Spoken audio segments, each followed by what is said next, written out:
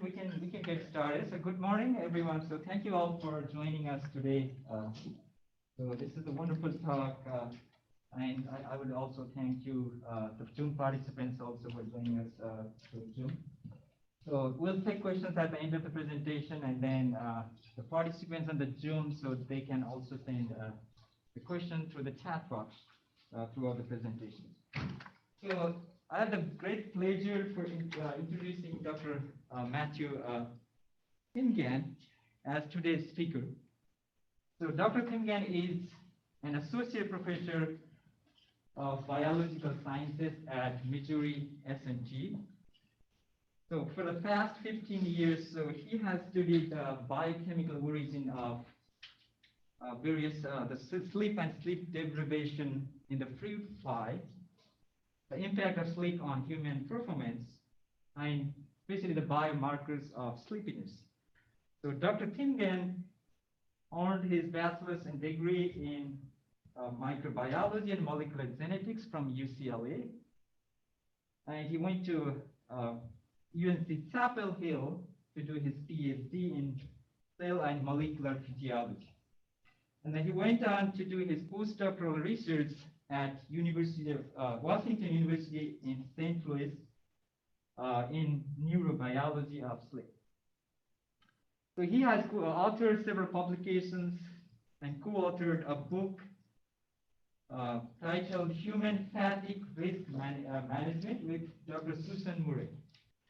So Dr. Thimgan has presented several presentations on importance of sleep to various groups of audiences. So every year he teaches the undergraduate class, which is titled Sleep, Function, and Dysfunction. So it basically improves the knowledge on the importance of sleep and the biological aspect of it. So today he will give us insight of our sleep disorders and strategies to improve our sleep. So let us welcome Dr. Thimgan with give round of applause.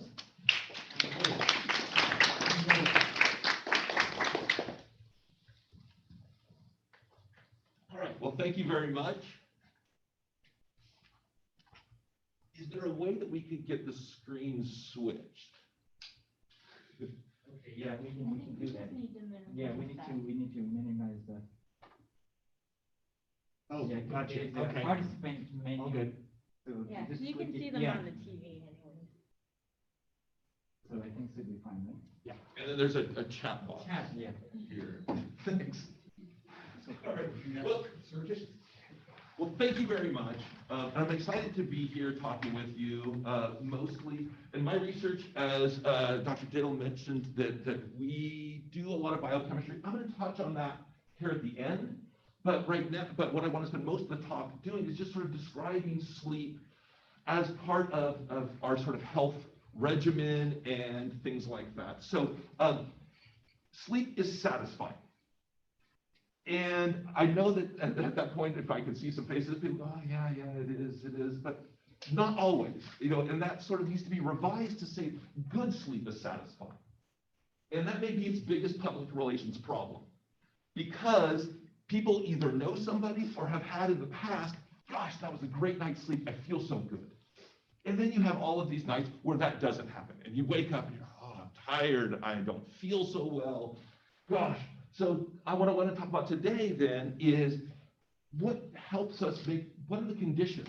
What are the things that you could try to help maximize basically your idea or maximize your benefits from sleep, what that means. And we're going to start by this sort of unprecedented aspect, right? We can get that. Okay, it is. Is it hidden? Might be hidden. It's on. Is it on? Yeah, definitely on. I think it might be. Yeah, I can change that. Hidden at this point.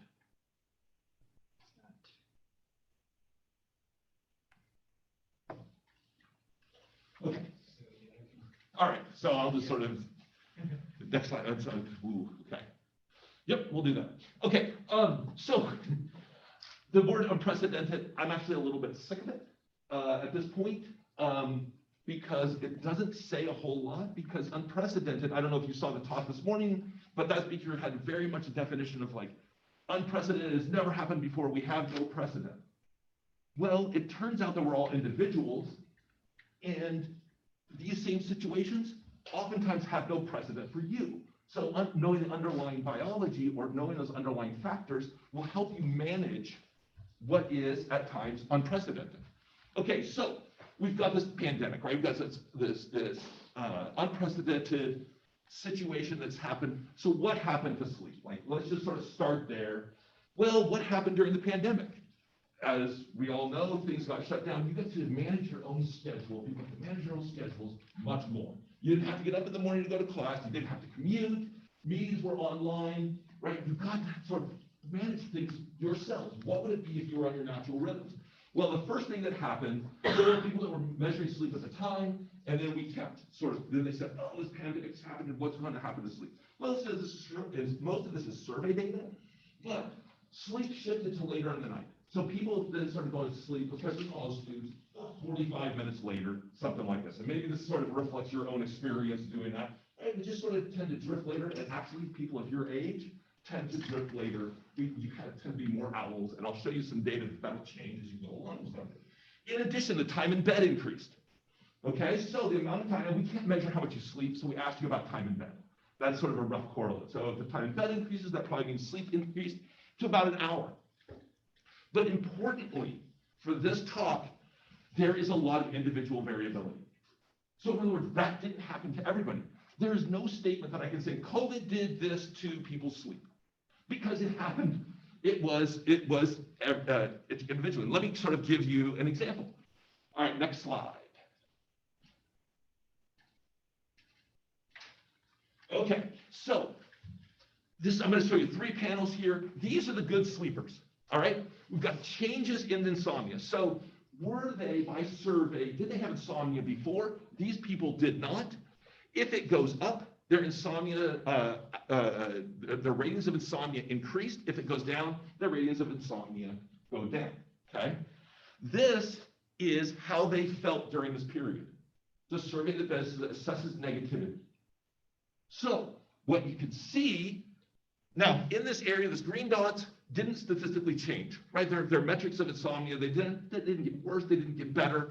The purple ones changed significantly. And notice in these good sleepers, the changes were up. There's more insomnia in these good sleepers. Now, they started low, so you're most likely to go high. You did have some that changed lower, but you see this, and it increased. There's a correlation with that negativity. So how it impacted how you perceive that, or how these people perceive the pandemic, and the inconvenience, the stress, all of that, as it got more negative, insomnia went up. All right, so let's talk about people with mild sleep complaints. Now look, this is sort of about in the middle. They started in the middle, some got better. This is probably because now you're able to manage your own schedule. You don't have to do this. Maybe they weren't working at the time, right? So that all that work stress goes away. So they were kind of in the middle, but still, negativity, you've got increased. With increased negativity, you've got increased sleep complaints. People that start out with clinical insomnia, they mostly got better, right? As a sort of a general lesson. They were already bad, but now there's something about it. Now they were pretty negative about this, but it didn't change much, right? These people could have had just stress. They could have had something else that was bothering them, and that the pandemic actually sort of relieved that. So this is what I mean by it's individual. We can't say this is what actually happened. So therefore, we need to sort of fall back on some basic lessons. And so go ahead and do the next slide. So why do we care about this? There are a ton of reasons. All kinds of cognitive impairments. All right, so for college students, right, everybody, impaired learning and memory, decision-making, situational assessment. You have industrial accidents. A lot of industrial accidents and near misses come from sleepiness. Athletic performance, if there are any athletes, turns out athletic performance and if you are at your peak reaction time, your peak effort, sleep impacts that. Mental well-being, we'll talk about this. Divorce and emotional stability. All right, so it impacts everything. It impacts how we interact with the world. In addition, go ahead and next slide. medical problems. Okay, so that's all the causes, so that's the kind of stuff we feel. Now, heart attack, strokes, increased BMI, increased diabetes, reduced immune function, and reduced vaccine effectiveness. Okay, there's a lot of data showing that if you're sleep deprived the night before you get a vaccine, it will not be as effective. But nobody's talking about that as a factor for all of this. They say, oh, I got shot. Well, your immune system matters, but your physiological state really matters in that, how much is good. And I'm going to talk about Alzheimer's disease. This is probably one of the most interesting things. One, people can sort of relate to it. But two, there's an interesting relationship, physiological relationship between sleep and Alzheimer's disease. All right, next slide. So the outline of this talk, I'm going to give you a little bit of sleep biology. The reason I'm going to give you some sleep biology, and we're going to go into this, is because that's what you're ultimately going to use and hopefully fall back on when you go, oh, I've got a sleep problem, or, you know, I can't figure this out. These basic principles are what probably are going to help the most. Then we're going to sort of look at a few little vignettes on what sleep and the outcome of sleep deprivation, especially. A little bit about policy, because as I sort of understood, right, how do we come up with these recommendations? Some people are going to go into that, right? I mean, these are really important. Because if you have your comparator groups, like how long do you think, how many would say that 8 hours is the right amount of sleep, right? That's sort of what you've heard, right? Somebody comes up with that number. How do they come up with that number? Not only that, that gets ingrained into us and says, 8 hours is the right amount of sleep. Well, what happens if you're not getting 8 hours? Are you deficient, right? Or something wrong? Should you be fixing it, or is it about right? And then lastly, what can you do about it? Then I'm going to a little bit about what we're doing about it. Okay, next slide. So let's start with what is sleep good for? And I'm going to sort of have this little heuristic because we're going to talk about two different processes. All right, so as we go through our day, hit the next slide. As we go through our day, we do foraging, learning, exercise, courting, defending yourself, right? We do all the things that we think of as life, right? As that process is taking, as it's going along during the day, again, next slide, sleep pressure is building up. Sleep debt. As you do all of these things here, that's taxing those neurons. That's sort of creating waste. That's doing all kinds of things.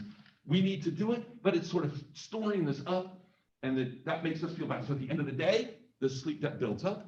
Then we go to sleep, and down it goes, right? You then have this, the next slide, you have this restoration, rebalancing of energy. Memories are transferred to long-term memory. Right? It sort of takes care of all of that offline stuff. So it takes that time. And that's what we want to do, is we want to have this cycle between these two.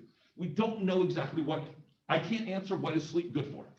I can tell you what the problems are if you don't do it. But right now, the state of the science is not like, this is what sleep does. That's one of the things that we're trying to do. But we'll talk about that at the end. Okay, next slide. So the basics of sleep, let's make sure we're all on the same page. Most sleep, who's heard of non-REM and REM sleep? Right? Okay, great. That's usually the starting point. I will tell you from my perspective, doesn't matter. I mean, it matters in some way, but for really, I can't tell you what slow wave sleep does. I can tell you that it's probably good, although I can also tell you that people with slow wave sleep, that with problems sleeping, oftentimes, especially sleep deprivation, oftentimes have more slow wave sleep. They get more slow wave sleep back after they're sleep deprived. Yet they feel worse than people that don't have as much slow wave sleep. So is slow wave sleep good or bad? I don't know, right? So what I'm going to talk to you about is what's going on here. So this is an awake brain. You can see how it's practically a flat line, it's a little squiggly. Because what we're doing is we're measuring, taking an EEG, put an electrode on your head, right? We're measuring sort of the bulk brain waves. Just basically saying, so they're all interfering with one another. So it's basically flat, just like a little bit twin. As we go along, hit it a couple more times. Non-REM 1, non-REM 2, non-REM 3, 4, okay? Notice that these waves get bigger. What's happening is those neurons are going from paying attention to the outside, right? Like right now, you're sort of integrating what I'm saying, what you're seeing, all of that. And then we're going, it turns in on itself, where you literally have groups of neurons that are talking with one another, and they're all firing at the same time, doing, and they all stop, all start, all stop, all start, all stop. This is going all over your cortex, Okay, so this is what we call deep sleep, or slow wave sleep, right? Slow waves. High amplitude, low frequency waves, okay? So this is sort of that deep sleep. Then we get to REM, which by the way was originally named paradoxical sleep. Why? Because that looks exactly like that. So when they look at the brainwaves, like they're watching, wow, look at that, look at that. What is this, right? Why is that? Then you look at the person, they are dead asleep, right? In fact, they can't move. It's the part of the sleep that you move least during. And here it is, right? Looks exactly like this. The brain looks awake, but the person looks asleep. So it's got named paradoxical. Then they notice that actually you have the rapid eye movement, and that they got renamed rapid eye movement. I don't know, it was just sort of, I don't know, a sexier name or something that appealed to people more, I don't know. But that's what we do. This occurs because the brain is in a similar state as this, right? What do we do during REM sleep? It's different from all the others. It's not exactly different, but dream. So what is that? We're not actually taking in information. The brain is generating. This pontine area, it's called PGO waves, pontine geniculate to occipital. The brain is generating its own activity, oftentimes about emotional stuff that we've had during that day. So it turns out that people that have a lot of REM sleep, that are going through divorce or some sort of other traumatic activity, they tend to do better psychologically with REM sleep. There's something about that relates emotion to REM sleep. I'm not really going to get into that today, but there is something about it that is special. Over the night, right? I mean, I just sort of told you about all these waves. That's great. Over the night, sleep is not the same. At the beginning of the night, you get more of your slow wave sleep. As you get towards the end of the night, it's much more REM sleep. So this is why you integrate the clock, the alarm clock into your dreams, because you're probably in REM sleep, that dream state. So you're taking in that sensory information that's being incorporated.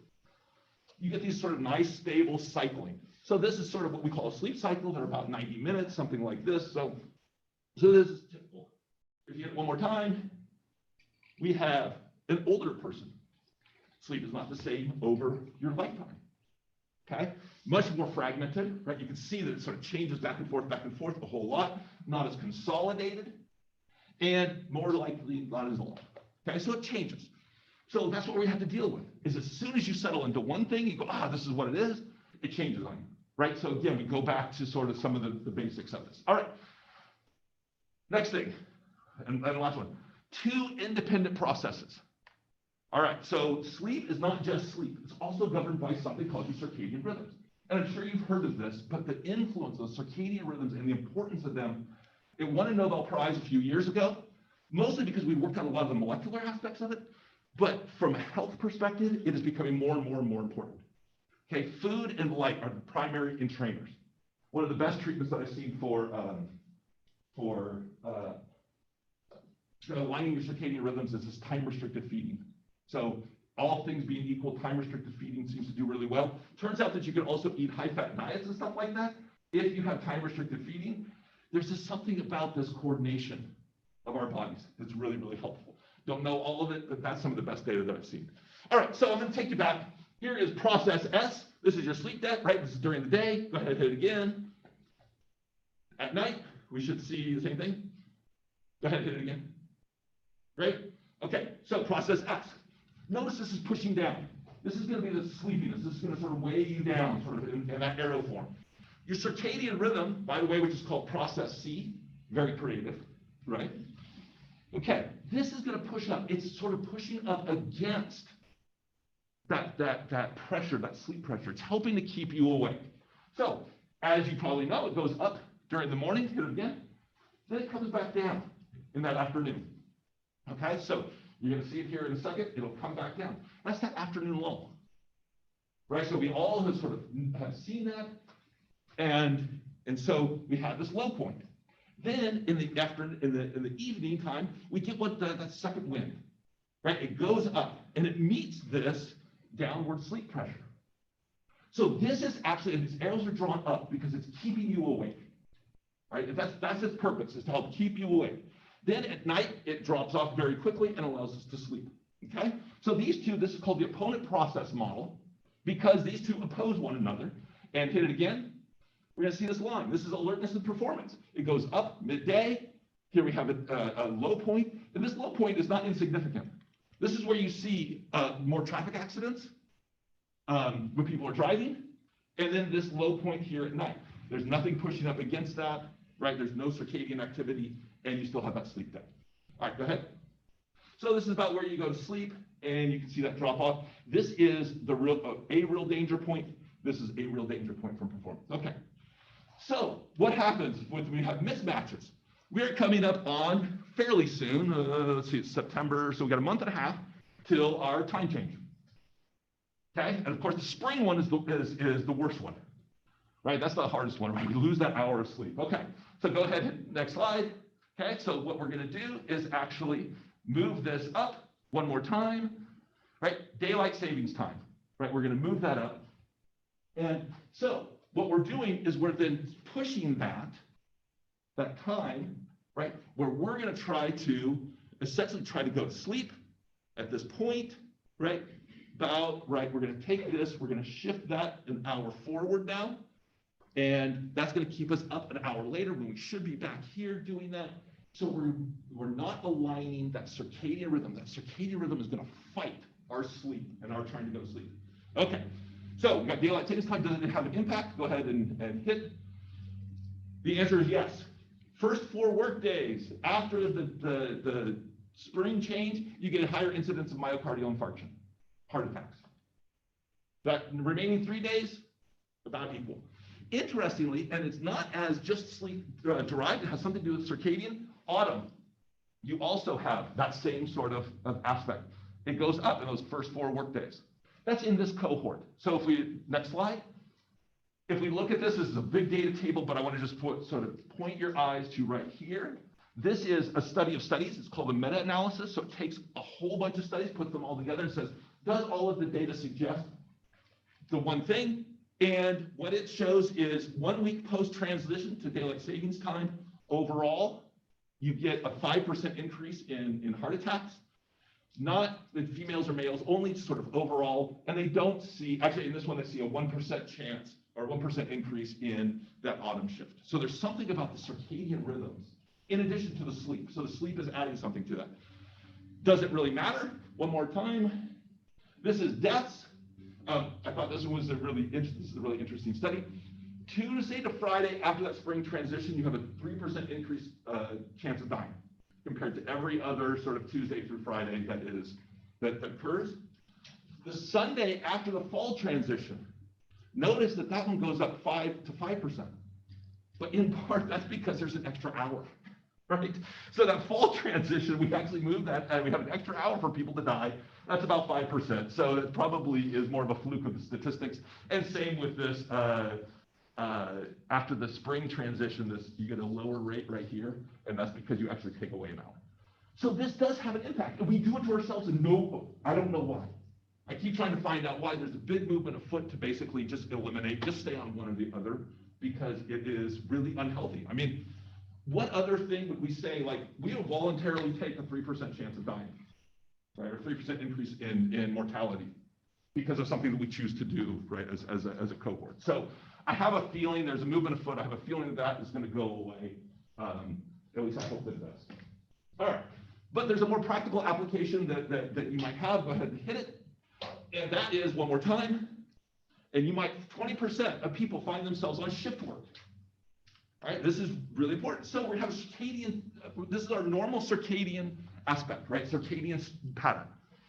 Okay, so now let's overlay what a shift worker actually does. This would be their sleep time, right? Let's sort of put that about 5 a.m., something like that. So as they sleep, their sleep depth goes down, presumably, and during their shift, it goes up. But notice, go back. But notice how this, when they're trying to wake them up, competes with an area that they're trying to sleep. So what you have with shift workers is they have what's called shift work disorder, where they try to sleep, they can't, and so they have a form of insomnia, and it's not a natural insomnia. What it is it's a product of their external environment. Okay, so this causes problems, about 2%, or not 2%, there's a twofold increase in cancers and other things in shift workers, including like increased diabetes, things like that. So shift work is bad. So, but 20% of us do it. So what you try to do is align your everyday, have the same schedule. That's the best thing to do. You can actually move your circadian rhythms, okay, by light, by food. Great. So we do that. The hard part is that you have this, what they call social jet lag or the social influences. Turns out that 80% of the world runs from 9 to 5. So if you want to go to the bank, you don't really have a choice. Your kid has a soccer game, you're going to do that on the weekend. So it gets really complicated. But you notice that some of these are talking about those 12-hour shifts for nurses and things like that, just sort of working constantly. They are going to end up suffering for this, and this is going to take its toll. All right, next slide. All right, so it's not just duration that is important, and I want to make this point. So this is if we sort of draw this as a typical sleep duration. What we've talked about so far is short sleep duration is problematic, right? And I think most people will sort of say, oh, I only got 5 hours of sleep. But in addition, you get a fragmentation where you have this area where, sort of like the elderly, this is what happens as you get older. Sleep gets more fragmented. We think of a cycle, right? That young cycle, you go from non-REM to non-REM 1, 2, 3, right back to REM, and you go through this. Every time that you wake up, it disrupts that cycle. So it disrupts the thing that's happening. And again, I can't tell you what that molecular biology is underneath, but whatever those cycles are, that's what's going on. And this is breaking that up. That turns out that's bad. In addition, and this is probably the one that's most relevant for you all, go ahead and hit it. Irregular sleep schedules. All right, not aligning the beginning and the end. In our data right now in flies, this is one of the worst things, is an irregular sleep schedule. So, and it's more and more is becoming prominent. People are looking at that. So that sleep stability is really important. And so when we get to the things that you can do, that's going to be one of them. Okay, go ahead. Real briefly on sleep disorders, and in particular with narcolepsy, I just want to sort of make people aware of some of these and that there are some treatments. And the reason I bring up narcolepsy is because it's prevalent in young women in their late teens and early 20s. Okay? It's oftentimes misdiagnosed or not diagnosed at all because people aren't, especially sort of family practice or general clinicians, aren't used to looking for it and it can easily be mistaken. That's changing somewhat, but keep an eye for that. If you have this unrelenting sleepiness during the day or some sleep attacks or you start all of a sudden start feeling bad, it's worth going to sort of say, and it's not just women, so it can happen to women, but it's men as well, but it oftentimes happens to women. So that so keep an eye on that. There are treatments that can really help and behavioral changes that you can make that are really really helpful. Insomnia, right? Okay, so I've talked about insomnia. This is inability to sleep. There's clinical definitions. It's all over the place as far as insomnia. Usually people think of pharmacologic treatments. I want to bring up that these non-pharmacological treatments called cognitive behavioral therapy are as effective, if not more effective, and in combination, that's the best way to treat some of these. So be aware that not just simply to go for the pharmacologic treatment of these things of like ask for this drug or that drug. This cognitive behavioral therapy really is helpful. There are treatments that can have just a single treatment, or it can be sort of multiple. The last one is sleep apnea because this is so prominent. Okay, is there anybody that doesn't know somebody with sleep apnea in here? You don't know anybody with sleep apnea? I think you might be actually like literally the first person that doesn't know it. Okay, so what it is especially obstructive sleep apnea. This part, this sort of soft palate right here, drops down. It closes off the airway. Air cannot get through. So what you see is they try to breathe and they can't breathe. Okay, so it's associated with older males, typically, increased BMI. If there's loud snoring, that is by far the biggest indicator that somebody has sleep apnea. It also really releases and pauses in breathing. Go ahead and hit it a couple of times. Good. All right. Increase in heart attack, strokes, diabetes, BMI, and decrease in brain function and size. The treatment, next slide, the treatment is going to be CPAP, or continuous positive airway pressure. They are not as cumbersome as this any longer. There are actually some that just sort of fit in your nose at this point.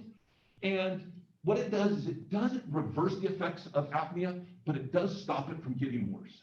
So your brain is not going to really recover and get back to some sort of like young functioning, but it is going to at least sort of put a pause on that, okay? So here is what they look like off CPAP, and in particular, I want to point out this blood pressure here.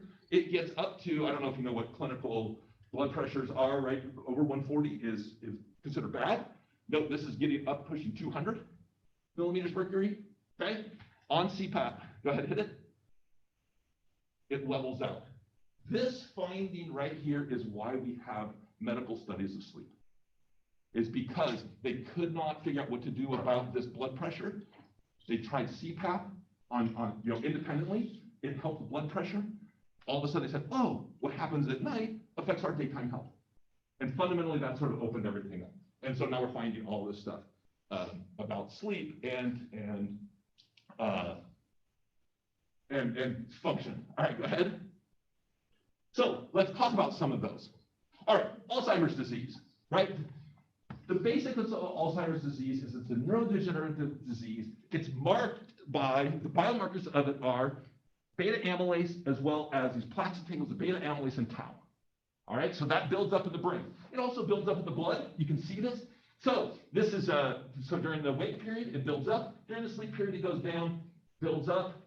And then look, when you sleep deprive that person, it goes back up. So it reverses. Sleep is intimately involved with just the presence of this beta amyloid. Now, this is a daily rhythm.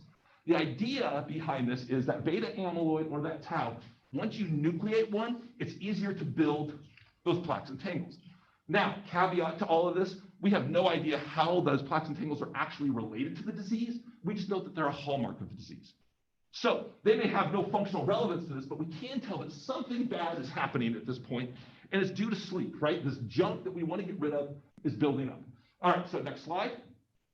So they did this great experiment in about 2012, elucidated, found this sort of new glymphatic system. People sort of hypothesized that this took a mouse. All right, we're going to put two tracers in there. One, while they're asleep, you inject a green tracer. Notice how it goes throughout. While they're awake, there's the red tracer. It doesn't go as far. Okay, here it is. Go ahead and hit this. So this is the same animal. You can see the green. You get a lot of area covered. When they're awake, not so much. And this is it over time, right? It builds up, right? It sort of spreads out. Great. Now, one of the things that when we stay awake, we see an increase in the sympathetic nervous system. That sympathetic nervous system is our fight or flight system. It's the thing that when you are tired and it wakes and you wake up, that's your sympathetic system. Okay, so that causes increases in blood pressure, that causes increased heart rate, right? It has a lot of, it's stress basically, right? Or at least one component of stress. Okay, great. So these animals are awake when they're not supposed to be, and this thing it does not diffuse as much. All right, so next slide. But when we keep these animals awake, or when this group kept this animal awake, great, that's the response that we've seen. If you add a norepinephrine receptor antagonist, now you get that diffusion. So if you block that sympathetic system, that thing that helps keep us awake, you get this effect. And here it is again. Now, so what's going on? So this is probably due, as you're trying to stay awake, the right body's keeping you awake, it's now causing this problem that is not allowing things to diffuse. What's that diffusion? That diffusion is the glymphatic system. So hit it, go ahead and hit it one more time. It's the glymphatic system. So these things are cells, and these are pathways in between cells. Okay? When you are awake, it's closed down, pinched down. There's a lot of resistance. When you're asleep, that opens up, and it allows it to clear away that junk from the day. So when I talked all the way back at the beginning about how there's restoration going on, part of that restoration is this clearing away of the junk. You got to bring new nutrients. You got to repair what's happening. You got to get rid of the junk. This is on the get rid of the junk side. So now how that relates to Alzheimer's, things like that, we're not exactly sure, but they have looked at tau and beta amyloid, and those are still there. Those are some of the components. So again, not sure that this is the mechanism for Alzheimer's, but it is saying that sleep, and especially slow wave sleep, is related to this opening up of the brain, clearing that stuff out, and it helps you feel better in the morning. Right? So this is direct physiological evidence. All right, next slide. Sleep and emotionality. Right? This is something that is relevant to if you've got younger siblings that are in high school, all of us, but especially going through that high school age and that sort of negative affect that happens with some of them. This is a reciprocal relationship. Sleep relates or sort of can encourage or is related to positively related to mental health. In addition, mental health is related to poor sleep. Okay? Now, there was a couple of students, which I really like the talk. This is some of Matt Walker's data. All right? So, talking about that. right? So here's the sleep control. They took these people, they do a lot of brain imaging. They took these people and they had them look at images and they said, do you find this, like, is it emotionally triggering? Now the word trigger now is like sort of loaded at this point, but like, I mean, does it elicit some sort of response? These images, this is the amygdala, okay, on either side of the brain. This is sort of thought of as your fear, emotional, anger, right? I mean, the amygdala gets activated for all of those. Okay, great. So we got a little bit of activation. When you're sleep deprived, look at all that activation. So what does that say? That's saying for the same stimulus, you're now more emotional. You're more, could be fearful, it could be anger, it could be other things. So now let's say you get an email from a friend or something like that that normally wouldn't have caused a problem, but now you're like, oh, well, that sounds, that sounds mean, or you take it in that way. Now that can start something. Why? Because you're sleep deprived, and you're now sort of taking these things as like, oh, now it's an offense, whereas before you go, it's not a big deal. Right? So it can impact how you deal with other people. All right, next slide. In addition, it's associated with mental illness. And there's going to be a lot of data here. I'm going to sort of highlight this real fast. If you have the prevalence of insomnia, it is associated with an increase in all of these basically mental disorders. In particular, any anxiety, major depression, things like that. Hey, it doesn't mean you're going to get it, but it does mean that it's in some way associated with this. Okay, next slide. In addition, if you have any prior anxiety disorder, the likelihood that you're going to get insomnia is higher. And if you have insomnia, the likelihood that you're going to get major depression is higher. So they're interrelated. Okay, so in other words, this is a factor that as we go along, right, we're talking about, what kind of drugs can we take to help with depression, to help with this aspect. In part, sleep is part of that. Now, it may be something that you can't do something about, but it's part of it. All right, next slide. I have a sleep class, and so there are some factors that people might not have considered. And these actually came up as a surprise to me. So one student did a bedroom environment study. Their bedroom environment at school, and you can get these apps that will record you, and it'll turn on as soon as you start snoring. What she did is while she was at home, she had about 22 minutes of snoring at school. At home, about 2 minutes. So there's something about that change of environment now that's causing something. And you don't think about like it's a bed, right? It's a bedroom. I'll go sleep up at school.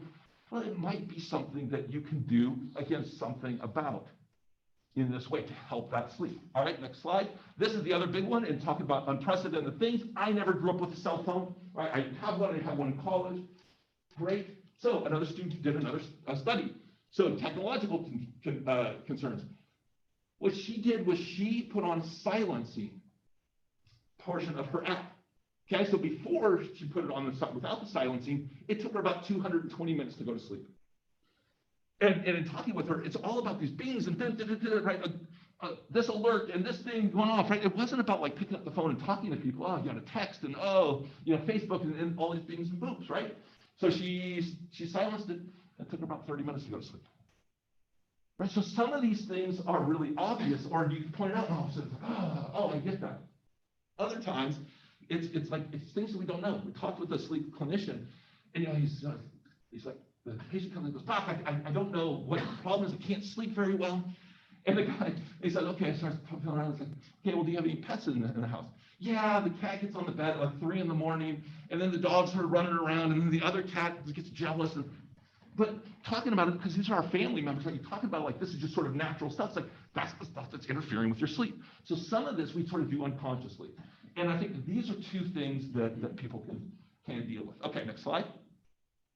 This is just to show that during COVID, depression and anxiety did increase in college students. This is a multi-country study. This is, again, a meta-analysis. The point of this here is see how this is shifted to the right. That means that it's more prevalent.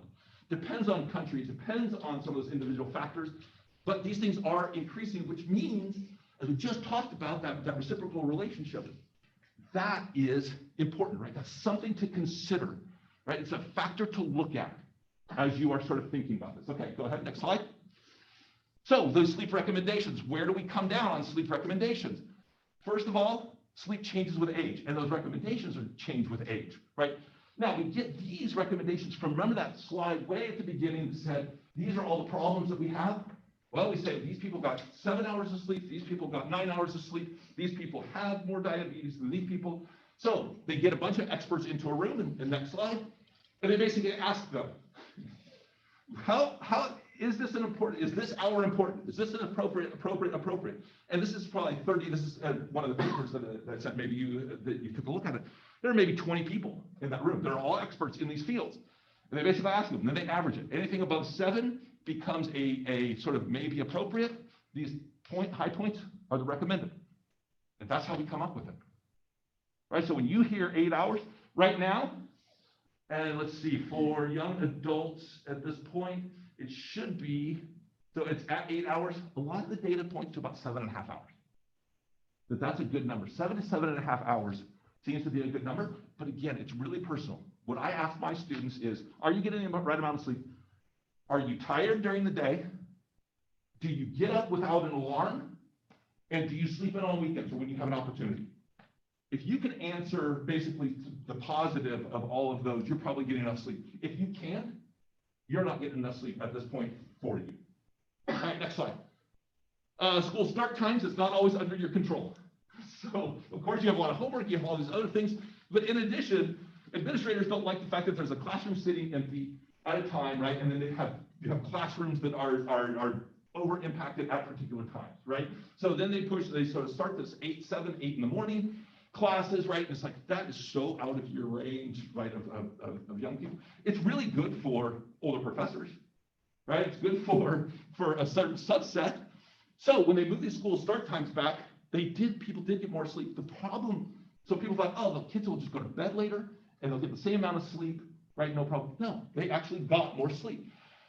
It's hard to say this is correlated specifically with academic performance, but some of those indirect markers of academic performance, like napping, arriving late to class, struggling to stay awake during class, too tired to do homework, all of those metrics went down. And those are accomplishments, right? You want those things to go down. That's probably associated with learning, and it's probably associated with better academic performance. So it's not always under your control, but go back to that process S and process C and go, how am I managing that thing? And that's why we started there. Okay, go ahead, next slide. Here's what I was talking about. This is a morning, this evening scale. This is more of the owl evening type phenotype. So notice the changes with time. Okay, so you are in, go back one, yeah. You are in this phase right here. You're probably at your most evening. Your best, you probably would prefer a 9 p.m. class rather than an 8 a.m. class, right? Just sort of from a functional perspective. Now, that's not for everybody, right? There are definitely still morning people that are really happy, but in general, that doesn't fit most people's schedule. And when we're talking about people that we care about for retention, things like that, they're more at the margins. Probably the good students and the smart students, they're going to be able to get by with whatever. And that's why it's really hard to say, oh, grades go up. But for a certain segment, this really matters. And so that external scheduling, everybody participates in this, right? The people that set the schedules, everybody participates in making sure that everybody is performing at their best. All right, next slide. So what can you do? This is called sleep hygiene. All right, so sleep hygiene, stick to a schedule even on weekends. Try to go to bed and get up at the same time. Now, I know that's like, it's not gonna happen, but as much as you can, right? Sleep on a regular schedule. Exercise is great, but not too late in the day. That can get your norepinephrine going, and that can keep you up. If you're having a problem, these are things to try. Avoid caffeine and nicotine. Caffeine takes about 8 hours to get out of your system. So caffeine after lunch, probably not a great idea. Avoid alcoholic drinks before going to bed. We were talking about this yesterday at the lunch. That impacts your sleep. REM sleep, suppresses REM sleep. Not only do you have to get up and go to the bathroom, but you also have, it directly messes with sleep itself. There are alcoholics that don't get REM sleep anymore, right? They're recovered alcoholics, they just don't have any more REM sleep. Avoid large meals late at night and before going to bed. That can cause sort of a GI problems. Don't take naps after 3 p.m. So remember that sleep debt graph, okay? That sleep debt graph. If you sleep in the middle of the day, that sleep debt goes down, right? It dissipates some of that sleep debt, and it's harder to go to sleep because you're not as tired when it's time to go to bed. Relax before bed. This is cognitive behavioral therapy, trying to find ways to either push off some of that stress, trying to find ways to signal to the body it's time for sleep. Oftentimes it's a shower because your body temperature goes up and goes back down. Naturally, our body temperature goes down with sleep. So you take a shower, raise it, and then drop it. That's the hot bath. Have a good sleep environment. Get rid of anything in your bed that might distract you from sleep. TVs, phones, things like that. Have the right sunlight exposure. Get up in the morning and see bright light. Okay, this happens a lot of times with nursing homes. They never see the outside. Their circadian rhythms are a mess because they never see that sunlight. That sunlight is like 100 to 200,000 times more than the indoor light. That's still set. Don't lie in bed awake. If you find yourself awake after staying in bed for more than 20 minutes, get up and do something relaxing until you feel sleepy. This is because people start to associate their bed with stress. They start to go, oh my gosh, I need to go to sleep. Oh, if only I can get 5 hours. If only I can get 4 hours.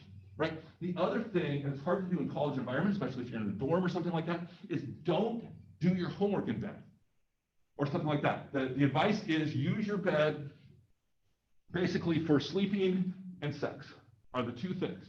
The reason is because if you start to do poorly in class, right, you go like, oh, I gotta do my homework. Oh, now that's the bed starts to become stressful and that becomes problematic.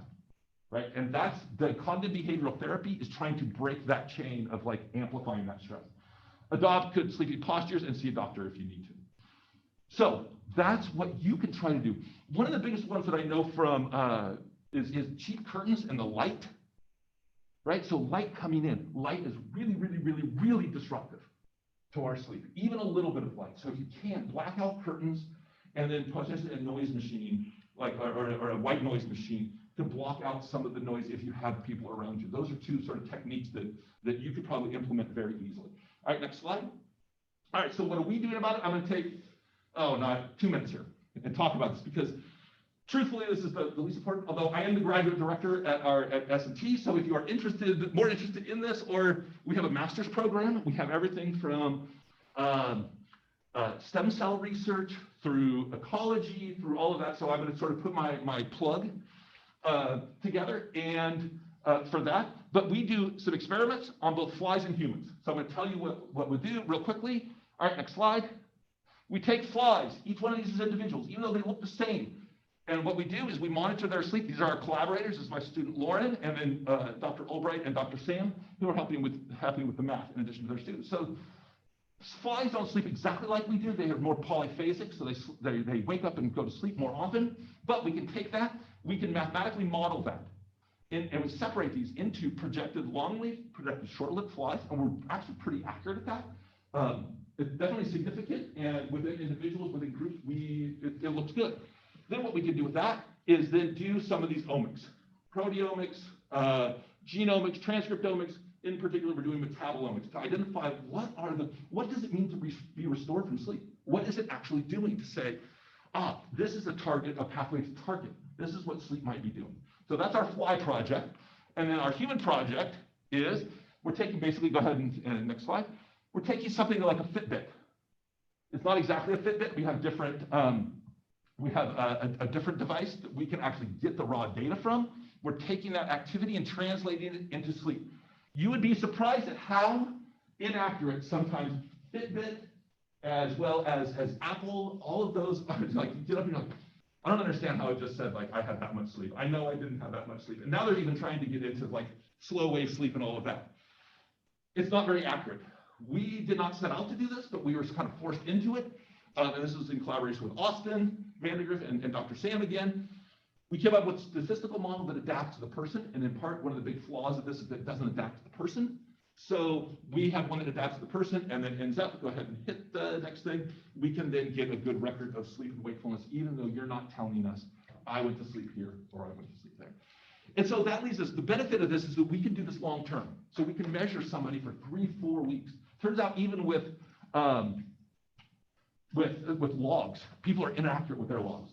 So with that, I just want to sort of, in summary, sort of say what we're trying to do with this is then relate that sleep back to all the stuff that we talked about, right? Sleep is important because your health and your cognitive performance, things that we care about, are dependent on that sleep. So with that, I have a lot of people to thank, and in particular, I want to thank the group that went to lunch and Dr. Deal for this invitation. It's been a really great symposium. I've really appreciated it. It's been fantastic to interact with everybody. So thank you very much, and these are all the people that have helped with all the various projects. Thank you. So questions,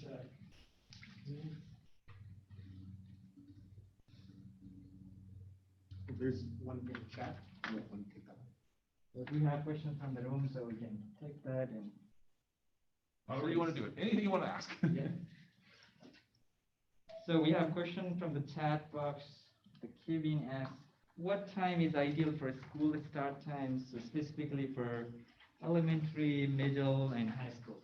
Okay, so those are all going to be different. Elementary school kids, they like to get up, they sometimes get up at 6, 7 in the morning. So an earlier start time is better for them. It starts to get into junior high and high school are really the times where you start to see this start time be problematic. And so the later on, about 8:30 to 9 o'clock seems to be a good start time for the high schools. Now, why this hasn't been implemented is because we use school both as educational as well as babysitting during the day. And so those high schoolers are oftentimes responsible for younger kids. So you have the younger kids coming home a half an hour before the high schoolers, or the bus schedule. So they were talking about doing this up in St. Louis, and they said they estimated it would be sort of millions of dollars in buses and bus drivers to do this.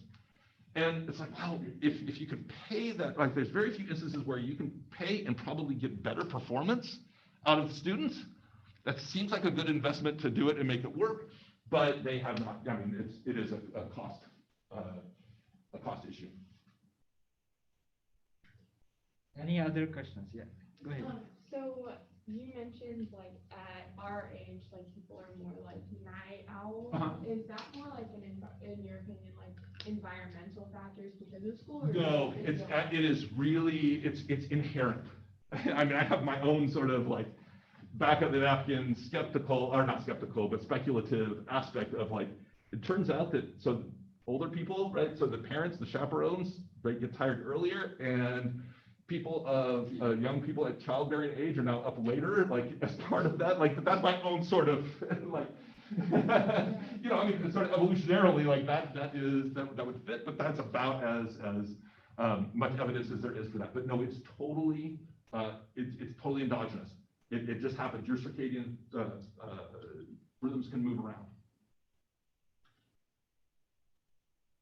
Yes. I saw that you mentioned about like lipid metabolism and like diet like affecting like sleep, and have like you looked into that with your flies at all, and how like yes, so we have done a lot with lipid metabolism and sleep, and it's clear that it plays a role, and my guess is it plays a role as a metabolic energy source. So if you think about your daytime activities, that's going to take a certain amount of energy, right? You're thinking, you're remembering, your visual aspect. Well, the stuff that happens at night also takes energy. So it's not like sleep is this, some sort of rest period where nothing's happening. It's very, very, very active. I mean, as you saw, your brain is active the whole time, right? Everything's going on. So it takes a certain amount of energy. If you're trying to do both at the same time, where you're trying to be awake and do your restoration at night, it takes a lot of energy to do that. And in fact, you can't do both under normal circumstances. So the body has to choose, right? So it does some waking and a little bit of restoration, and that's why you kind of feel, not as good in the morning. Lipids have, as you probably know, right, 9 kilocalories of energy per unit versus glucose that has 4, and protein. We try not to get into protein. I'm pretty desperate for the body to do that. So the lipids can then be a larger energy source and maybe fulfill both energy needs at least for a little while. And so that is the hypothesis that we are operating under, is that the lipids make a difference because it can help fulfill all of that energy need and try to do both at the same time for a little while. But you can't sustain that because it just becomes too inefficient.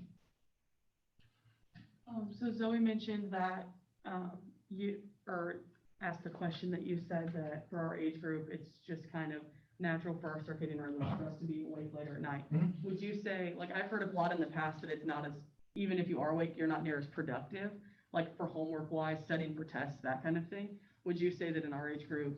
So that So peak, far? so what happens is that peak shifts a little bit, right? So if you notice the time, maybe it goes from 11 to midnight, that, something like that. It shifts back a little bit, that optimal performance time.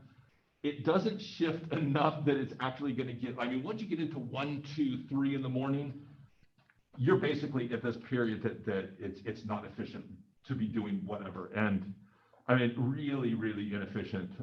At some point, we thought at one point that it would be a good project to have like a computer device that you could download that basically says, you're making too many, typing errors and things. You might as well just go to sleep at this point, pick it up in about 3 or 4 hours, when your circadian rhythms are a little bit better. Even today, so last night was not a great night's sleep, and so I was up about 6:30. I was like, oh, I don't feel great. Oh, this is not going to be good. But then it's sort of my circadian rhythms picked up. It's like, oh, okay, now better. So I'm glad that this was at 10:30 rather than 8:30, personally. Any other questions? All right, so I think so there are no more questions. So let's thank Dr. Thimgan for. So I'm gonna end this session, so you guys enjoy the rest of the session today. So thanks a lot. So thanks for joining us. Yes, I enjoyed it. So thank you for hosting and all your participation. You all were fantastic.